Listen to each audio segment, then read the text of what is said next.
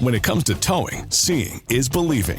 That's why Chevy Truck's advanced camera technology offers up to 8 available cameras for 14 unique views, so you can focus on the view that really matters. Chevrolet, together let's drive. Learn more about Chevy Trucks at Chevy.com.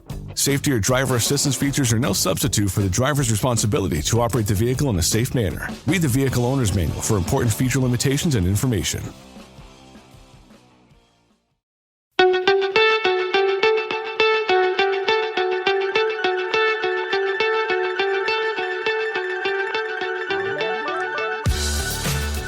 So attention cricket clubs and cricketing family, are you ready to step up to the crease and make a long-lasting impact on your club's legacy?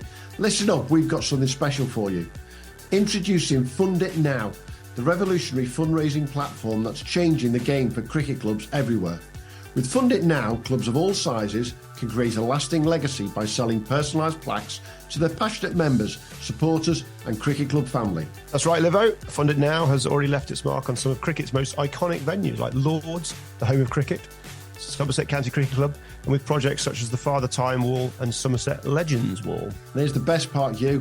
There are absolutely no upfront costs. Fundraising has never been more simple or accessible.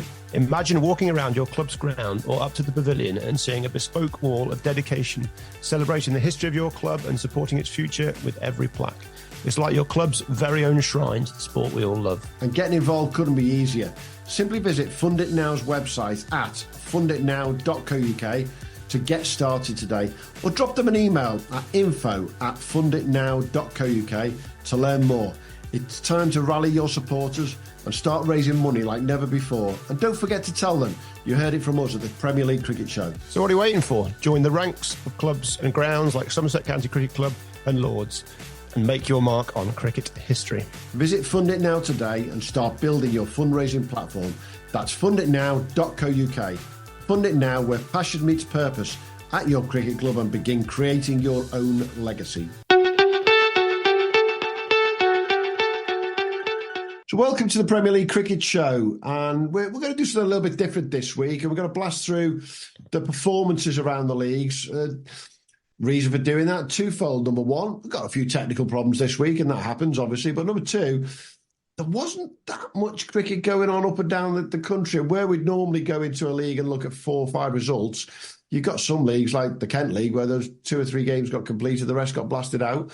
And even worse, up in the north, in Bradford, I don't know if there was a game played in the slightest in the end. So it was a strange old weekend, to say the least. But to make it a little bit stranger as well, we've got someone joining us who's normally only with us for a few minutes, but he's with us for the whole pod. So welcome, Mr. Matt Taaffe from Cric. Thank you. Hello. Best guest of the pod, isn't it? We'll come to that. And Mr. Hugh Newsome, as always.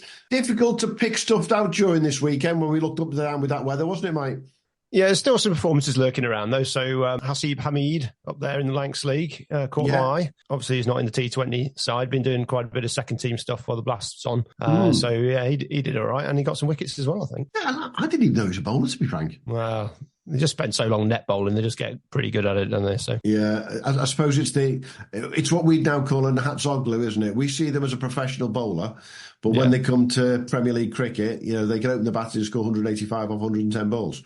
I mean, to be fair, it's like back in the day. Do you remember goalkeepers before they actually played with their feet? You know, it was like, how are you so bad at kicking a football and you've been a pro sportsman all your life? But actually now that's sorted. Those kind of goalies that are starting to die out, you know, and we've everyone, they can play in any position pretty much. I've got to ask, what position did you play in Western Australia, Hugh? I played pretty much every position, to be fair. My favourite position was sweeper because I could be really lazy and just sit at the back and hoover up everyone else's mess. So, yeah, it was. We didn't play that very often. Not let the ball go back to the keeper who couldn't kick it. Exactly, yeah. Just sit at the back, slow as a sack of potatoes and just trot about. It was lovely. Great position. Bit out of fashion now. Not a bad place to be. Hey, should we start with the Cric performance of the week? Let's have a look at the batters, shall we? And then we'll go to the national ones, eh, Matt? Yeah, no problem. Like you say, it was just an awfully wet week around the country, but we had our first double 100 of the summer. That come from Rushan Lakmal, the North Devon. He scored 206 out of 127 balls. So he's got on with it there. Mohamed Ashraful, the Bangladeshi, scored 115 for Portsmouth. His name might ring a bell. He's the youngest Test centurion, 17 years and 61 days. He scored 114 on Test debut against Sri Lanka. So great knock from him for Portsmouth. Callum Taylor of Glamorgan, he blasted 110 not out for West Hearts against Harpenden in the T20 finals day. He actually came up against one of our other players for Harpenden, Cole Briggs. He scored a few runs this year. He got 54 in the final, but Callum stole the show. And then finally, New Zealand Women's A cricketer Flora Devonshire. She scored 102 not out for Cuckfield. And then that sums up. It was just a very wet and match abandoned weekend. Interesting that you've got the women's pros coming over this year. I've noticed that with a few coming in, and obviously a few of your adverts looking for ladies to go the other way. You know, I assume that's a growing thing. Then you've got female pros coming over. Yeah, over the past 12 months, it's been a real rise. Women's cricket's getting obviously a lot bigger here at the club level, and it's given opportunities for both English and overseas players to experience cricket abroad and expand their skills. So Melbourne at the minute are crying out for female cricketers to go over, and they have a really good competition over in the Victorian Prem. An awful lot of one days and T20s, so there's an awful lot of cricket going on over there. So any women's cricketers that do want to experience that, it's probably a great time to get signed up. And what age, from sort of 18 upwards, 18 upwards, yeah. Like you say, it's as well as it is improving your cricket, it's a great country to explore and travel. So, and what sort of level would you expect women to be playing at right now to be able to fit in those clubs down in Australia, Matt? It's any level really. Like you say, they don't just have one team in Australia. They are gifted with a first team, second team, third team. So there is opportunities across all skill sets really. But any women's first team cricket wanting to go out, there'll always be generally a spot open for them to go and experience it. One thing with the rise of women's cricket here, but it's sort of fragmenting into leagues that you kind of need to travel. Duffield near me are a big women's side, and then you've got Spond and a few others, but they're playing over towards Lincolnshire because there isn't quite that depth there. And we see it in youth cricket. I coach a lot of my under 11s team is mostly girls, and they're really starting to improve, but there just isn't quite that depth there. So these sort of hubs of girls and women are developing. But obviously in Melbourne, you've got the population, 6 million odd population. So it's been able to create that depth of league, and obviously the different grades. Sounds like a really, really competitive standard. Definite opportunity there. Hey, let's look at the national top run scorers at the weekend, and there's a cracker at the top of the list, I think, there, Hugh. Yeah, Arjun Gill, 145 off 105 for Banstead in the Surrey Champ against Sunbury. 18 years old. He looks a talent. Not a huge history on him. I suspect he's on Surrey's books, I believe. Right? He did score 196 for Surrey a couple of weeks ago in there too, so he's got something about him. There we go. Yeah, he's doing all right. That's not on play cricket, so therefore it doesn't exist. And yeah, he's been playing for them since 2021, first debuted in their first team in 2021. And just looking at his average rise, 13, so he would have been 15 when he first played for them, averaged 2021 in 2022, similar in 2023, and then this year he's just really kicked on. So that top score, but he's got runs, lots of different games. Started with a 96 against. Was that for Surrey Cricket? Was that against Surrey Cricket? I think that was probably against Surrey Cricket there. So doing over his mates there. Yeah, 52 in a 30 as well, and then 145 this weekend. So yeah, 18 years old. Look out. Second on the list, Mr. Cam Harding for Taunton St Andrews in the highest scoring match of the weekend. Froster played Taunton St Andrews. Cam with 134 of 107 balls there. Yeah, and that's that big scoring game. He's sort of outdone everybody in that one, coming in at the top with Archie Vaughan. Archie Vaughan out for 2, Cam Harding 134. So you're not feeling good, are you? No. If your owning partners no. Archie made up for it a little bit, though, by taking 4 for 28 in that game. So we'll let him off. Wickets, his father took in the years, because 4 for 28 for Archie Vaughan makes me think he might have taken more wickets there than his dad. Oh, yeah, I like Mark Vaughan's bowling now. I always thought he should have bowled more. He got people out, didn't he? Bit of a burglar, but he always looked to me like that classic club captain who, you know what, I'm going to put myself on. Yeah. Yeah. Are you one of them, Matt? I could come on when they were about 8 or 9 down, just sweep up the last two. Captain's privileges, but Was it 3 for 4 you took the other week? So it's not just sweep it up. it was 3 for 2. 3 for 2. Sorry. If we're gonna get specific, but I don't mind sweeping up if that's the role I have to take. Definitely. And number 3 in the national list for the run scores will be a name, Hugh, that people will know. Yeah, Haseeb Hamid, 125 of 110 for Littleborough against Burnley in the Lancs League. He's played a few, actually, without me realising recently. 3 games this year. He managed 3 games in 2022 as well. Obviously got a bit of a quiet patch with the Blast being on, and he's not involved with that. But 28, 30, 125 not out for him. So obviously he's a Lancs boy originally. I don't know what his home club is. Yeah, he's a nice little score there for him to get his confidence up. And while we're recording, he's playing for Nottingham Stews against Leicester, and he is 56 not out off 99 balls. So you add the two together, he's having a good couple of days at the moment, isn't he? Yeah. Well, I think that's when's the next round of the Championship coming in? It's not actually. Are they sneaking one in? There's one sneaking in, starts on Sunday. Yeah, so they're sneaking in a game. So just brushing up for a bit of that, which is nice. Yeah. Then fourth, Atharva Prasad, 120 off 108 for Crouch End in the Middlesex comp, and then Liam Gray, there 116 off 77 in the Liverpool District comp against Rainford and Northern. That was a decent game there. Northern got the runs rather quickly. They did, and friend of the pod and colleague of Mr. Matt Taaffe, 35 not out there from James Cole off 22 balls. Quite a big win that for Northern at the weekend, I think, wasn't it? Yeah, solid. A name further down the list that I've got to point out, because it's been a while since we've said his name, Mr. Stuart Pointer in 12th place with another 100 for Burnmore there, Hugh. Yeah, well, he's just let the side down ever since he got 200 odd in the first game, hasn't he? So he just needs to pull himself up by his bootstraps and crack on. Yeah, it's just not good enough. It wasn't me that said that. Remember, if you are listening, Stuart, without a shadow, definitely. To be fair, he's gone 2, 4, 7, 50, 0, and then not a huge amount, and then another 100. So yeah, we'll let him off. He's doing all right. He's doing all right.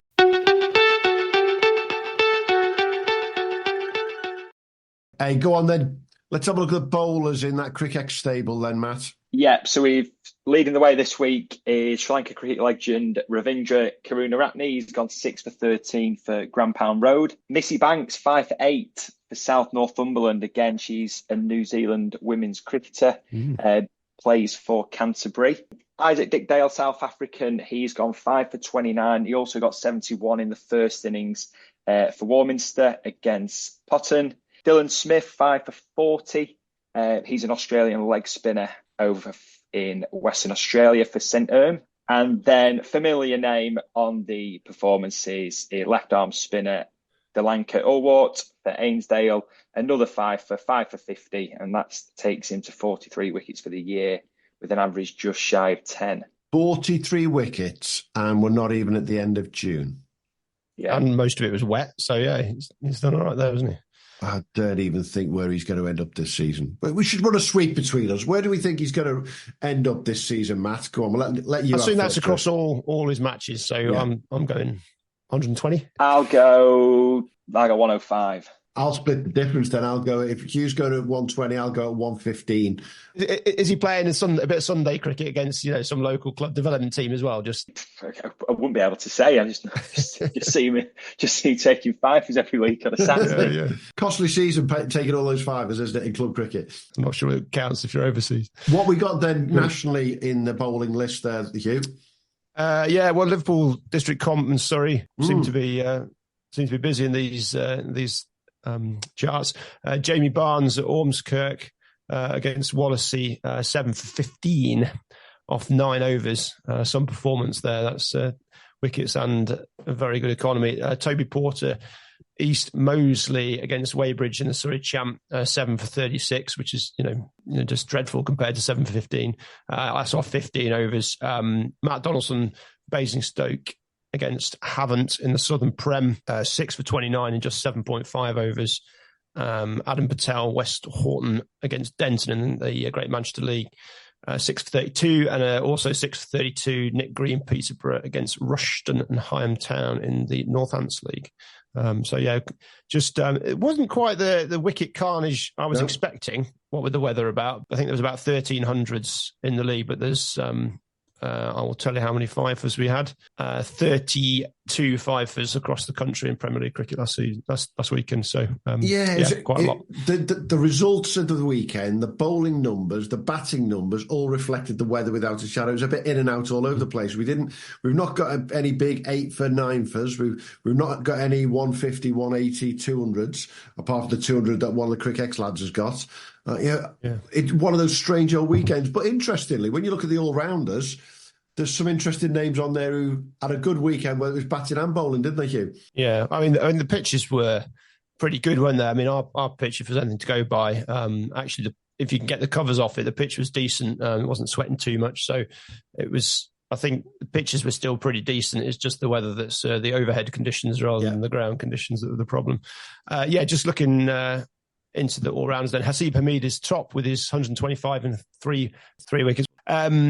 Nick Green, Peterborough at 36 and 6 wickets there. Liam Gray at Northern, 116 and 2 wickets. And Jason Loggin, there we go. And with his son Damien Logout, I bet he's bored to death of that. Rainford, 83 of 135 and 3 wickets for him. And Daniel Solpietro, I think he might be an Australian, lower house, 82 and 3 wickets for him. That's the top 5. And then just a couple further down from there that I picked up on, we got Billy Root turning up, one of the Glamorgan lads who's been obviously put out to South Wales Club, and we've talked about this with a number of our guests, haven't we, Hugh, how they are allocated to club. Billy Root playing for Usk, 78 not out and 3 for 28. It's so important that those guys, when they're not playing in the Vitality Blast, are getting in those games and getting game time for themselves as well, isn't it? Yeah, absolutely. The one that jumps out, we got a sub-pro, Ruan Pretorius, South African at Clitheroe. I don't know if you can help me on this, Matt, but what a nightmare it must be trying to find a sub-pro for the Lancs League. I bet you get a lot of stressful phone calls on a Friday night with, my pro's got injured or whatever. It's an interesting rule that, and obviously it maintains the standard of the comp, but goodness me, for cricket administrators in the Lancs League, it must be difficult. Yeah, it does help that they do play on a Sunday as well, so it does allow the pros to do that. But like you say, it's just an admin nightmare, isn't it? Logistical nightmare as well, because a lot of the overseas don't drive and clubs don't allocate a club car, so they're relying on public transport as well to get to these games. But so you telling me that if I get on the buses around Lancashire on a Sunday, there might be God knows how many sub-pros carrying great big bags all over the place? Potentially, yeah. Well, going what the train's about, it might be a rail replacement bus. I thought you were about to say, if I get on a bus on Sunday, I'll be able to play as a sub-pro. Absolutely. Yeah. Turn up with a bag coming off a bus, it might be all right, isn't it? Hey, I've got to give a shout-out while we're going through these all-round performances. A name that popped up there, Daniel Salpietro. Give a shout-out to the lads at Lower House. They had a phenomenal end to a T20 game on Friday night, which they put onto YouTube and TikTok and you name it. And it's worth, if you haven't seen it, just go watch the last over of their game. And the noise around the supporters between Lower House and Ramsbottom. And there's some good banter around the lads there, but T20 on a Friday night is well and truly live in the Lancashire League without a shadow. And it's great to hear that, because looking around Lancashire on Friday, how anyone got a bloody game on looking at Friday morning, I don't know, to be frank. You missed out yourself, Mr. Taaffe, at the weekend. Just tell us, First Division captain, you've travelled all the way to Wigan, which is 50 minutes drive, hour for you guys? Yeah, probably around. It depends how quick you drive. Yeah. What's the first thought that goes through your mind when you turn up and you think you're not going to get a game in here? Probably like any club cricketer thinks, it's a day on the beers. But I was gutted that there wasn't any cricket. We had a good win last week, so I was wanting to carry on some momentum, but there was never a chance a ball was going to be bowled. So, like you say, we ventured into Wigan, tested a few watering holes there, and headed back a couple of hours later and carried on in Lytham. So it was a nice Saturday off. You didn't think to go round to another club and watch another game then? There was a talk of a round of golf, so but that got cast aside for a few pints. So Well, just waving golf clubs around with lightning knocking about, it's not necessarily the best way to keep a cricket team together, is it? Definitely. Hey, just before we forget, as always, everyone, we will put some of our top picks from the batters, bowlers and all-round performances on Twitter this week for the ECB performance of the week with Cric. There's some interesting ones in there this week. It's quite a mix, to say the least, I think, this week in comparison to previous weeks. We haven't got the big 185 standing out, or the 9 have we? So we'll have a chat about that. We'll put some out there to have a vote on. Tell us, Matt, we're in that, getting to that fat middle of the season, as I like to call it now. The first third's gone, and teams are starting to find their way, I think is the best way to put it.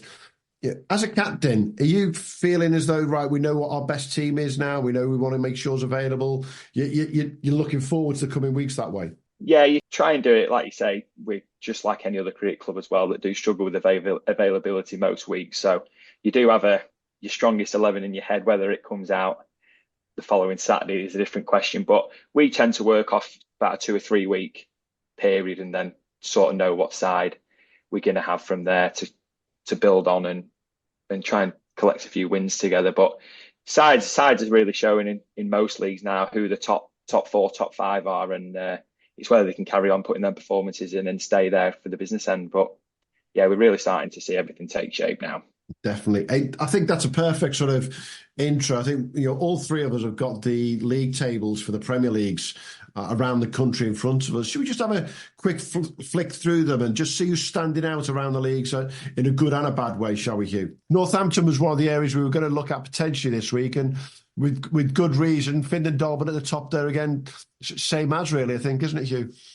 Yeah, a bit of a gap jumping ahead of Oundle. Peterborough is, much for muchness. Brigstock in there. It's similar to last year, I think. And but there's a gap emerged. They're 19 points clear with the same number of games played. So that's happening. Bradford's obviously no games this weekend, but Ger Lane, New Farnley very tight. There's 5 points between those. And then quite a lot of the leagues, if you just sort of scan around, they're all pretty close. There's not a huge amount of distance appearing. Woodall Spa got a bit of a lead against Lytham in the links. Bath, we talked about 140, and Bridgewater's second with 110, so there's a big gap there. But looking North Staff, South Cheshire's very tight, 1 point in it.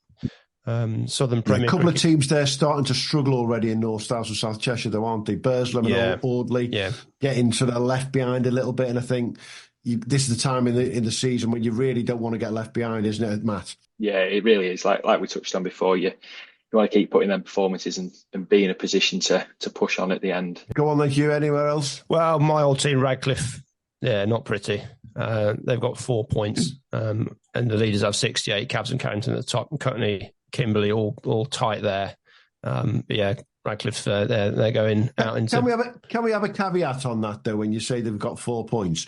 Because compared to the rest of the country, that does sound disastrous. It doesn't sound great. It's a different scoring system. I'm not even going to try and understand. There's a bit of a caveat on that one, isn't there? Yeah. But, not great. But, hey, they'll bounce back. They're a strong club. Yeah, looking around, there's a big gap. Mochter in the North Wales Prem got a big lead. Llandudno and Gresford getting cast adrift there. Cornwall looking quite tight. That's pretty good. New Brighton in the Liverpool District are well behind there. They've not won yet, I don't believe. They've got a game in hand over a few. I think you could start the league at a different point depending on your ground conditions. So, but yeah, New Brighton looking a spot of bother there. They'll look like they'll be dropping down.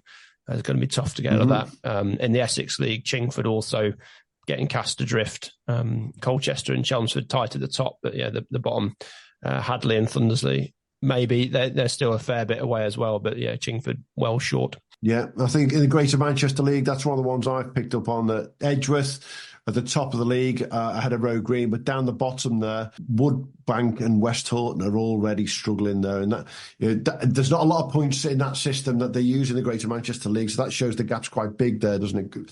I don't quite get the Greater Manchester League system. I think last year it all confused me, so I'm not going to commit to not going to comment, but it looks to be the case. We've got 3 going down in that league as well. Yeah, and then the other league that I'm going to point out, and you've already mentioned them, top of the league, our friends at Rothley with 225 points in the Leicester League. They are just caning it, aren't they? Big gap. Everybody else, there's a bit of a pack second, third, fourth, emerging right down to fifth, actually. And then the bottom getting, not necessarily cast adrift, but Barrow a fair way back, and Langton's Cropston, both within touching distance of Loughborough in ninth. So, yeah, that looks to be, there's going to be difficult to catch them if they just keep putting the points up, which I'm sure they will. They've got a terrific team there and great bowling, so it's going to be tough to beat all season, and they're going to have to slip up a few times to lose that league. The other league that I'd like to highlight, and it's for very selfish reasons when we point it out, Walgrave in the home counties have just got themselves a couple of results and started to move up the table, but they've got a big game coming up in 2 weeks' time against a name that we've picked out, Hugh. A certain A.S. Tendulkar has arrived in the country playing for Datchet. And he's a bowler first and foremost, and he's going to go up against a side in Walgrave who started the season very averagely, I think that they'll say, but they just seem to have hit their bootstraps the last couple of weeks and started to hit the ball hard as they would do when the wickets start getting better. So that'll be an interesting test for Mr. Tendulkar. Yeah, I mean he's an experienced cricketer, isn't he? I think he may live in London. I don't think Arjun. He might split his time between India and London, but I suspect he probably gets a bit more peace and quiet in London than he would in India. But yeah, he obviously is an IPL player, and he's played in the leagues quite a number of years, come up through the ranks, a few different. I think he was at Ealing Cricket Club as well. But yeah, he's mostly a bowler, bats a bit. He's playing a bit of twos cricket as well.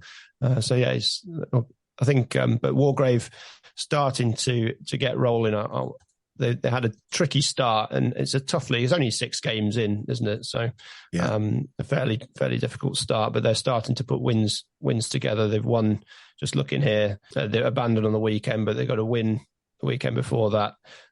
Lost the weekend before that, but it's a difficult league, and I think that league is far from decided. Most definitely. I think any league that's even close to being decided by halfway is a pretty poor league, to be frank, if there's that much disparity from top to bottom in the first place. So it's nice to see such closeness after the ridiculous wet start we've had to the season across the country. The best way to put it, isn't it? It's just been it's a lottery from week to week as to what's going to happen. But we are told that not this weekend coming up, but the weekend after is the one to look forward to in particular. It looks like after this weekend, we might, come on Hugh, get yourself ready, get that jet stream view ready. Are we going to have, Mr. Hugh Newsome, a couple of weeks of settled weather? Well, I mean, no idea. And the thing is, if you actually look at the Met Office go, yeah, there's a good chance of this, but it might not happen. And then as soon as anybody mentions anything, the Daily Mail and co pick up on 20 million degree heat wave coming and all this kind of stuff.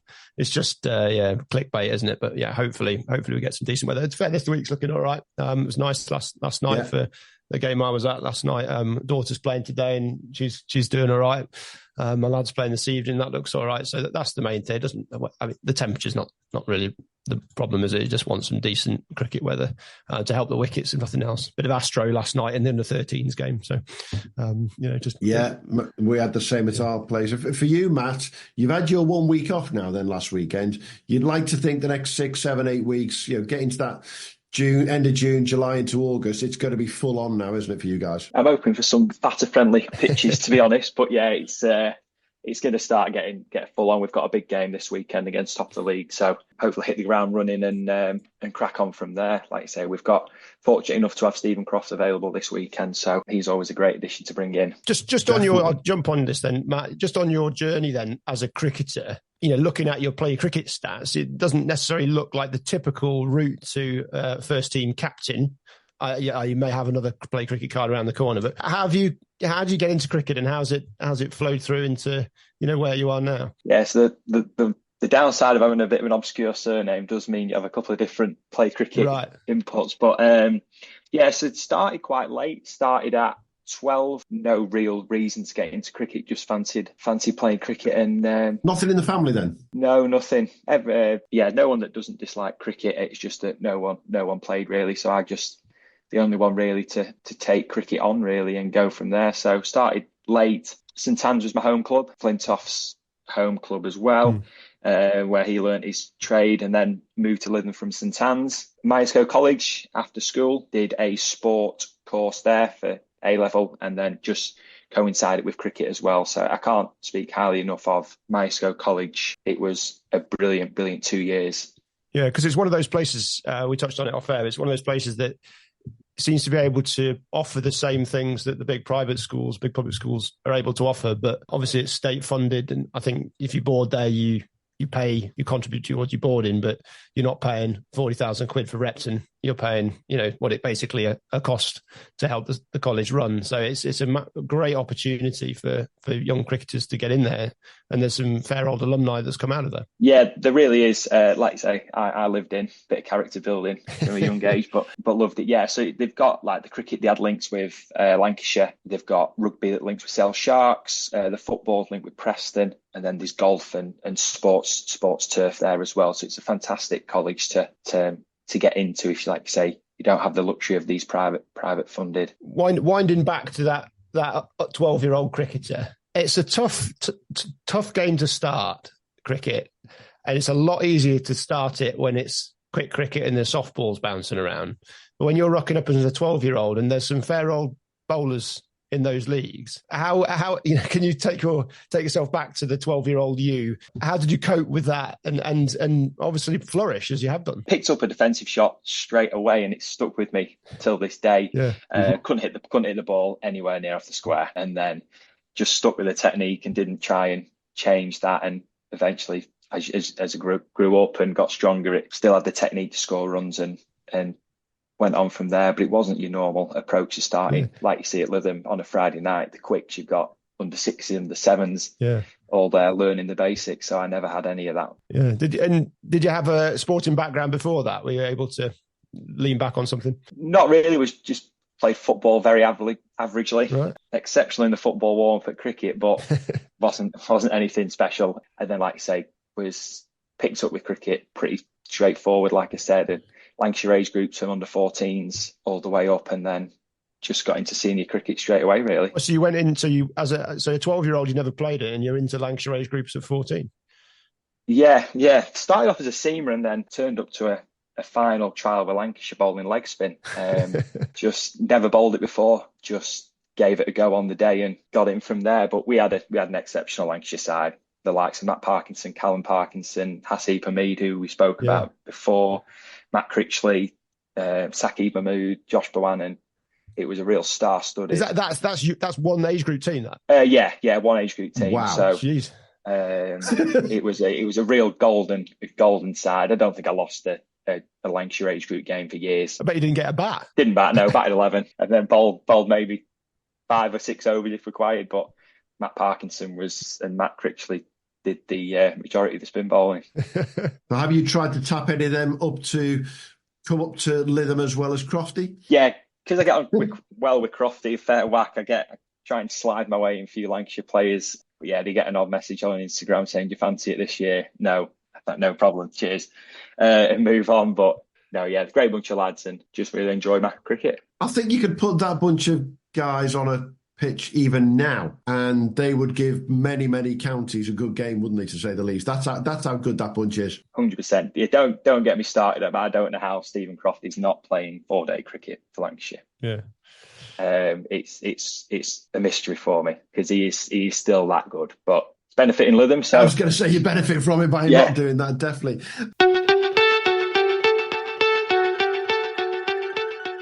I think your journey through cricket and Myerscough, it all led to one thing, really, and it will bring this full circle.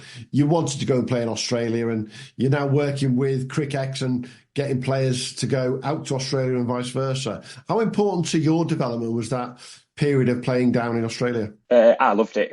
I've been 5 times now. Ever since 16-year-old, really, in school, I always wanted to go out to Australia and experience it, and was fortunate enough to go as soon as I finished college at 18 and go back to back. But yeah, it's not only improve your cricket, it's improves you as a person, like I say, character building, life experiences.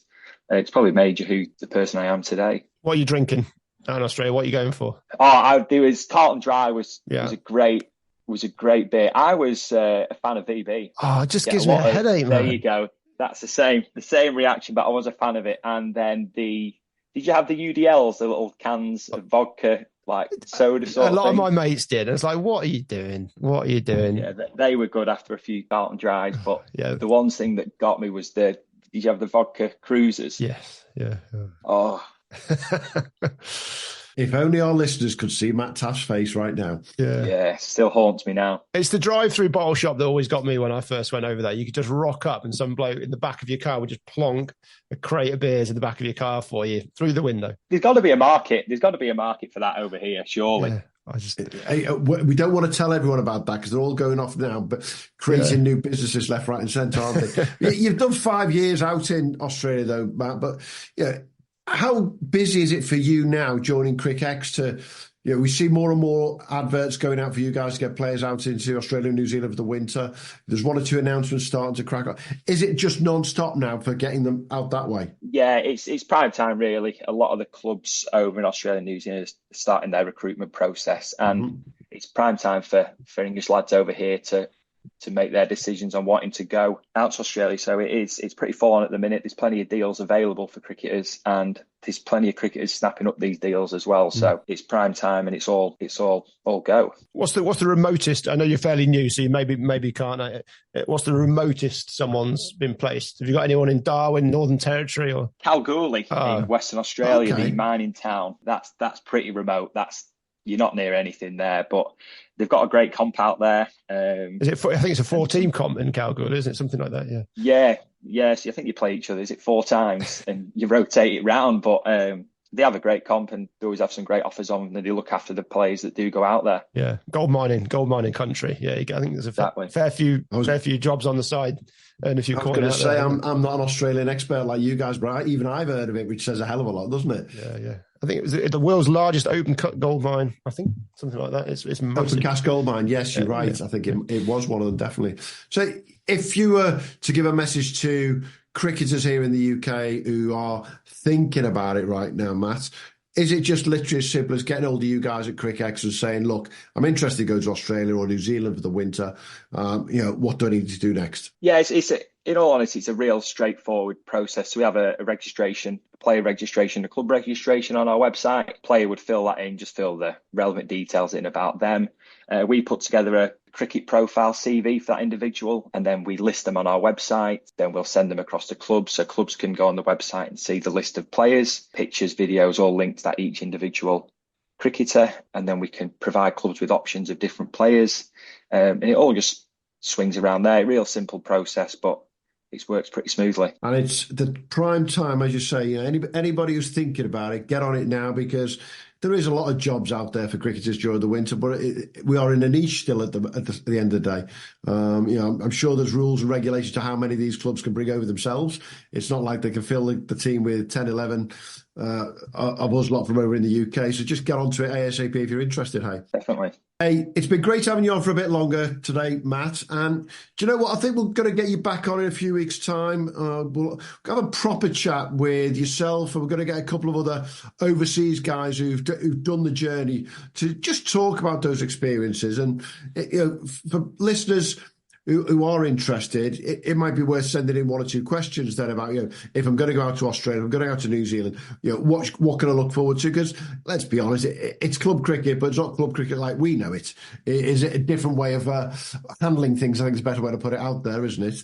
But then it's all about that experience and getting out there with Cric X and working your way through the grade system almost to a certain extent, isn't it? And playing at as high a level as you possibly can within club cricket over there. Yeah, definitely. And like the club environment's totally different to how they are over here. It's their main sport, isn't it? So it was a real eye opener for me when you were turning up to a club and there's 80, 90 lads at cricket training, and you're thinking, what's going on here, from a cold Tuesday where 8 lads turn up, you have a bit of an hour's bat and ball. But no, it's definitely worth experiencing as much as you can, I'd say. I've got one question to ask. How much better player were you after that just first winter down in Oz? The first winter I did terribly. Couldn't adapt to cricket. Played very good standard of cricket, but just couldn't adapt. The second and third time, that's where it really changed me.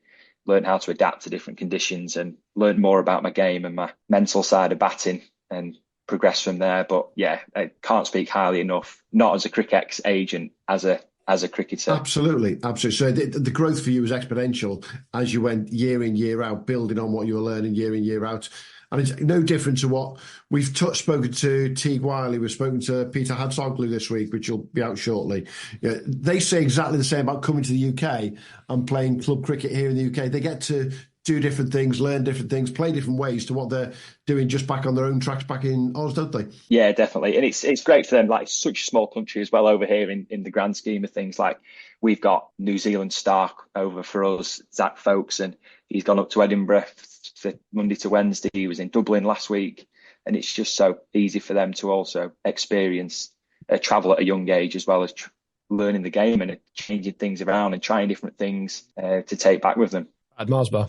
A deep fried one, is that you? Yeah, it's Brad Marsbar. Yeah, pretty good actually. I had my first one not that long ago when I was in Edinburgh, and actually, I'll go for that. Yeah, I'm not going to say a word. On that note, thanks again, Matt. Thanks for your time. And next week we'll be back, hopefully, with a full panel of games that has actually been played, rather than a bit of abandoned here, cancelled there, and God knows what else going on, and a bit more to report. And be nice to see some of those big batting numbers coming across from you, won't it, Matt? It will. Touch wood. Like you say, we don't know what the weather's going to do, but touch wood, it's a full weekend of fixtures all the way around.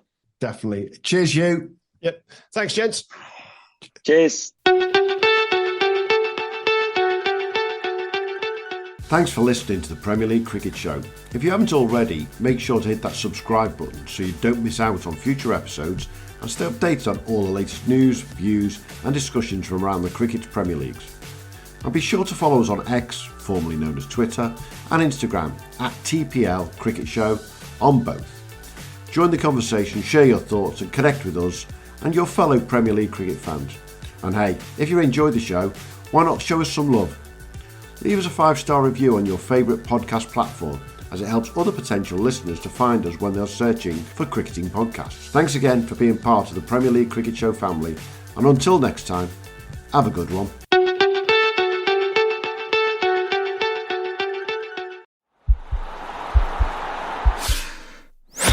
This podcast is part of the Sports Social Podcast Network.